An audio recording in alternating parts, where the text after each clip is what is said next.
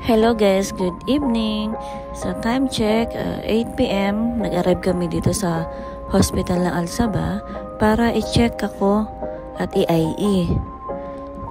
So eto, dito ako sa fetal for checking my baby, yung heartbeat niya for 30 minutes.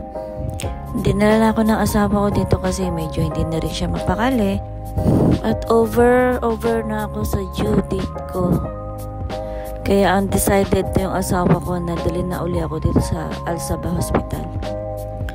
This is my second time na nagpa-fetal check-up ako. Kaya eto, alam ko naman yung gagawin ko. Kaya iniready ko na rin yung camera ko para makunan ko yung sarili ko. So si baby okay naman siya. Ongoing yung heartbeat niya at okay naman lahat. Magandang gabi po. Ngayon po, nandito kami sa Al-Sabah Hospital. Araw ng Biyernes ngayon. So, nakapag-decide na ako na dalhin siya uli rito.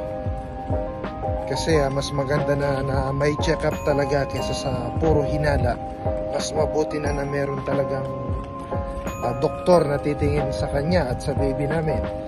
Kaya pumunta kami rito alas 7 na ng gabi, no? Ngayon, ang nangyari, chinek up siya. So yun, siniem ulit.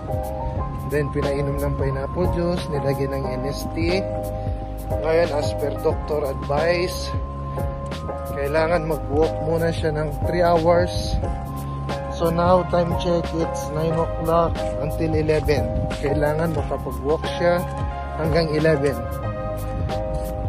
Kung may changes after 3 hours sa pag-walk niya, possible na manganak siya or i-admit siya. Ito ang Al-Sabah Hospital. Ayan, napakalaki dito sa Kuwait. Ayan, ito ang asawa ko at ang baby junior namin.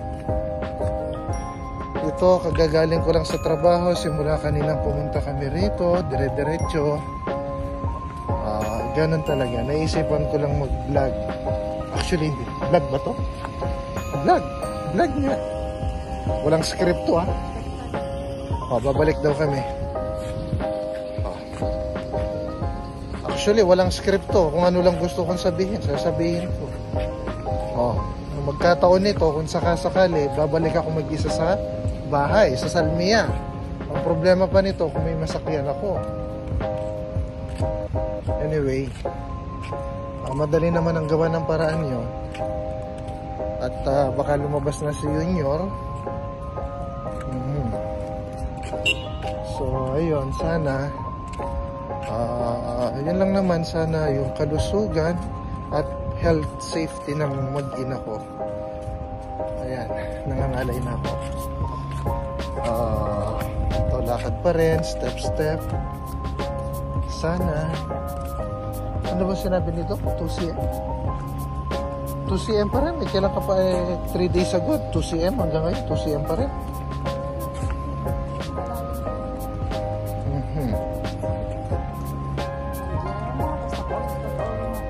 Masakit raw. Actually, masakit naman talagang mga anak. Pero ganun talaga. Pero sabi nila, masakit mga anak, pero pag lumabas yung bata, mawawala yung sakit. Babalik yung sakit kapag nag-aaral na. Kasi sakit sa bulsa.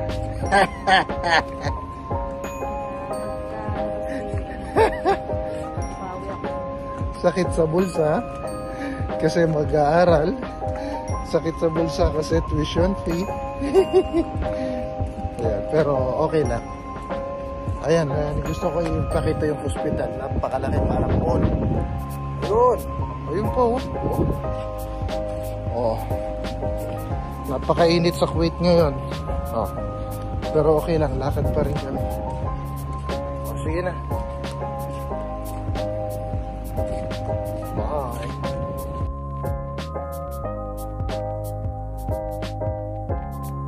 Iba. Tubig mo na? Pero mas maganda na bawal yung sa tubig. Papanormal lang.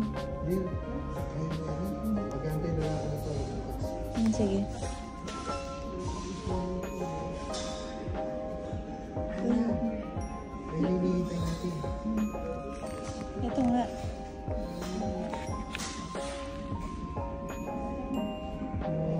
Anong gagawa pa dyan?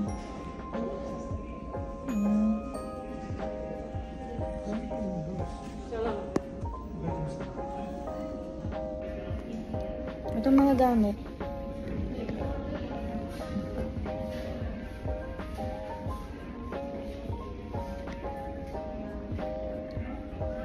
Dear, dali mo yung mga gamit ko, ha? Hindi, bukas ko pa ito. Magtanong ako, kung anong oras mo pupuntahan. Tinawag ako, tatanong ko anong oras ang binibigyan. Sige. Sana ako, alas 5, Na umaga?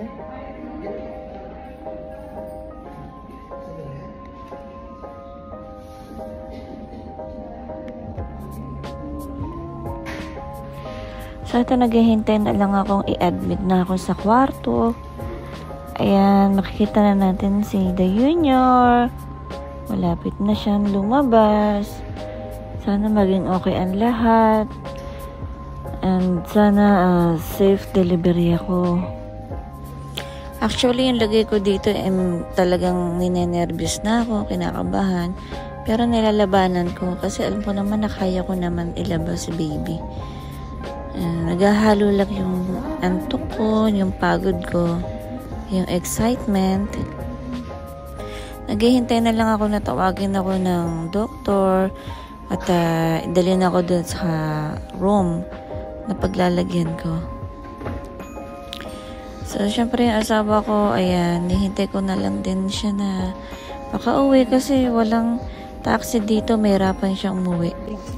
Ito, pinapaalalahanan ko yung asawa ko kung ano mga dapat niyang gawin kapag uwi niya at pagbisita niya sa akin dito sa hospital.